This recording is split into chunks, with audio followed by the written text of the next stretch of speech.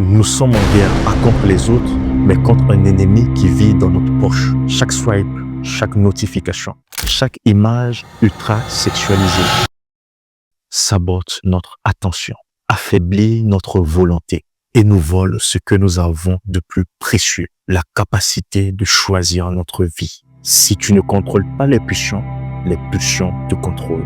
Et quand elles gagnent, elles t'arrachent tes projets, tes relations, ton énergie et ton avenir. Aujourd'hui, je te propose un choix simple. 14 jours pour reprendre la main. Pas de morale, pas de culpabilité. Un protocole clair, faisable et concret. 5 étapes pour désexualiser ton cerveau. Calmer le bruit, retrouver ta concentration et retomber amoureux du réel. Pose ton téléphone face contre table. Respire, c'est parti. Il faut comprendre que ton cerveau n'est pas cassé. Il est surentraîné à choisir la récompense rapide. Le problème n'est pas le sexe. Le problème, c'est l'hyperstimulation. Mini vidéos, short, TikTok, etc. À force, tout ce qui demande un effort, étude, travail, entreprendre, aimer, paraît fade. Tu connais la boucle? Petit pic de dopamine, un creux, frustration. On cherche un autre pic, on replonge. Et plus on répète, le cerveau enregistre. Mal-être égale fuite rapide. Désexualiser son cerveau, c'est changer de carburant.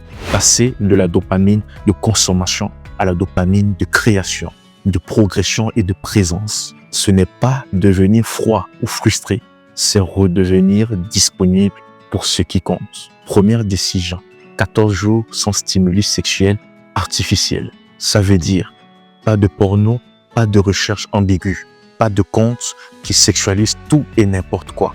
Tu sais déjà pourquoi. Sans couper la source, on rame dans le vide. Alors, on rend la rechute difficile et le bon choix facile.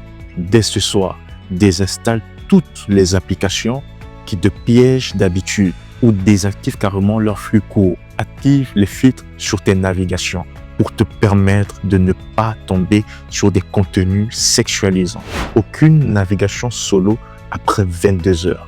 Si tu es fatigué, tu n'es pas lucide. Éteins ton téléphone et va dormir. Quand l'envie arrive, elle n'est pas toi. C'est une vague. Laisse-la passer avec un rituel simple que je vais te donner. Respire profondément pendant 10 fois. Bois de l'eau. Fais 20 squats. Éclabousse ton visage d'eau froide. Dans 2 minutes, la vague s'estompe. Tu restes. Tu viens de prouver quelque chose d'énorme. Tu es capable de choisir. L'environnement gagne toujours. Si la tentation vit sur ta table de nuit, tu perdras sur le long terme. Si elle dort dans une autre pièce, alors c'est toi qui gagne. Ce soir, simplifie. Fais ton lit. Vide ton bureau. Prépare ta tenue de demain. Laisse un carnet et un stylo à portée de main. Le téléphone ne dort plus dans ta chambre. Achète un réveil qui ne va pas te coûter cher. Colle sur ton mur 3 tâches à faire le lendemain. Pas 10, mais 3 tâches importantes à faire le lendemain. Au réveil, aux lumières du jour, 10 minutes d'inspiration, de silence, de méditation. Puis, tu planifies ta journée. Le soir, étirement, gratitude, mode avion. Tu donnes à ton cerveau ce qu'il adore et qu'il oublie trop souvent. Le rythme. Tu n'es pas un robot, tu es un humain. Ton attention a besoin d'espace. Tu vas le lui offrir. Le cerveau adore les histoires. Donne-lui la tienne. Écris une lettre depuis ton futur à 3 ans. Raconte ta journée idéale. Ce que tu fais de tes matinées. Ce que tu apprends, avec qui tu ris. Comment tu aimes. Et liste 3 raisons pour lesquelles ton toi du futur te remercie d'avoir mis fin au stimulus du présent et qui te dispersait. Chaque matin, dis-toi à voix haute. Je protège mon attention. Je crée plus que je ne consomme. J'aime mieux que je ne fantasme. C'est simple, c'est court, mais de façon répétée, ça te permet d'être plus focalisé. Tu te comportes comme la personne que tu te dis être. Et jour après jour, tu commences à le devenir. On remplace la dopamine rapide par la dopamine de maîtrise. Voici le protocole 3 x 30. Court, puissant, non négociable. 50 minutes de travail profond sur une tâche qui compte. Téléphone loin. 30 minutes de mouvement. Marche rapide, pompe contre mur, peu importe, mais bouge quand même. 2 fois 5 minutes de silence en journée. Respirer, observer, laisser retomber la poussière. Ajoute-en 3 micro-habitudes. Un peu de froid à la fin de la douche. 10 pages de lecture d'un livre. 20 minutes d'apprentissage d'une compétence. Et bonus, un geste utile pour quelqu'un qui compte. La dopamine lance à un goût particulier, la fierté. Plus tu l'expérimentes, moins tu as besoin de paillettes. Tu te découvres plus solide que les vagues. Comprends que l'hypersexualisation appauvrit la relation.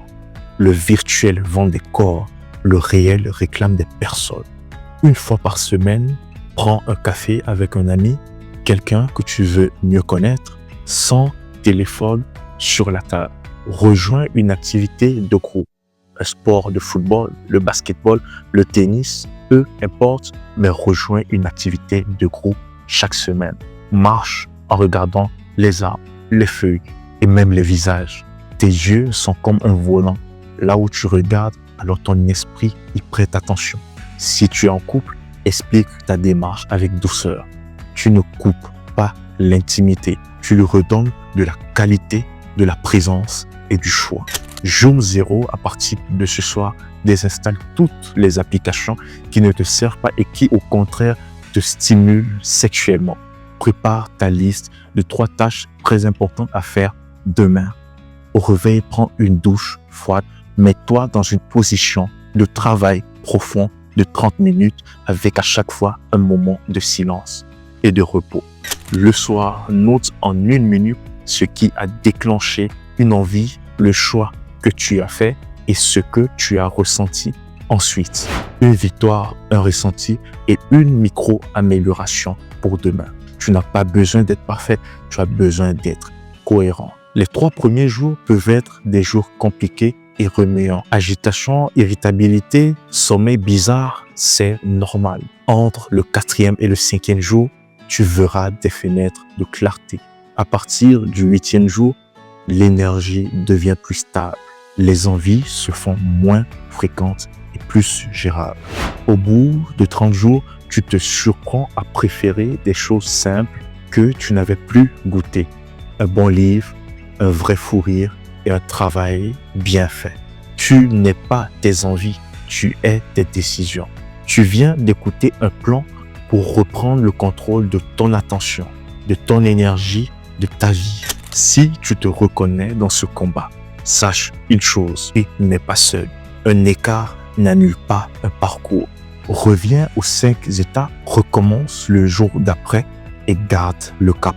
Si tu t'engages pendant 14 jours à désexualiser ton cerveau, alors là où tu es, crie à voix haute, je veux y arriver. Puis écris-le quelque part où tu le verras demain matin.